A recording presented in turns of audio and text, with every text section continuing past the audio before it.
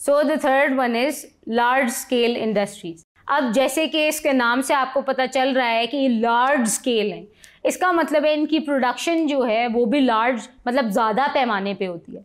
इनमें कौन कौन सी इंडस्ट्री शामिल होती हैं, आप लोगों को I am pretty sure idea हो गया होगा। उसमें आपकी शुगर इंडस्ट्री आती है, आयरन एंड स्टील इंडस्ट्री आती है, आपकी पेट्रोलियम और पेट्रोलियम की जो गुड्स इंडस्ट्री है। हम by the way petroleum and petroleum products के बारे में आगे डिस्कस करेंगे। उसके अलावा बच्चों आपकी ऑटोमोबाइल्स हो गई, जैसे कि जीप्स और कार्स की इंडस्ट्रीज़ हैं वो इसके अंदर शामिल होती हैं।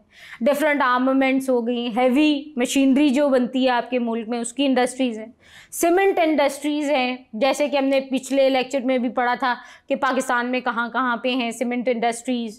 उसके अलावा फर्टिलाइज़र इंडस्ट्रीज़ हो गई, बसेस, ट्रैक्टर्स, इन सब की इंडस्ट्रीज़, मोटरसाइकिल इंडस्ट्रीज़, डिफरेंट किस्म की मशीनरी, आपकी टीवी सेट्स, आपकी लैपटॉप्स, आपकी सारी ये गैजेट्स जो है टेक्नोलॉजी के, इसकी जो बड़ी बड़ी इंडस्ट्रीज़ हैं वो सारी आपकी लार्ज इंडस्ट्रीज़ में शामिल होती हैं। आपके रेफ्रिजरेटर्स, एयर कंडीशनर इंडस्ट्रीज़, आपकी टोबैको सिगरेट इंडस्ट्री भी है, टेक्सटाइल और टेक्सटाइल रिलेटेड इंडस्ट्रीज़ भी हैं, लेदर गुड्स बनाने की इंडस्ट्रीज़ हैं। अब स्मॉल इंडस्ट्रीज़ में वो छोटे पैमाने पे बनाते हैं, थोड़ी चीज़ें बनाते हैं, लेकिन जब आप बात करते हैं इसकी बड़े पैमाने पे ज़्यादा गुड्स बनाने के लिए इस्तेमाल जो होती हैं वो फिर आपकी लार्ज इंडस्ट्रीज़ में लेदर गुड्स वगैरह बनती हैं।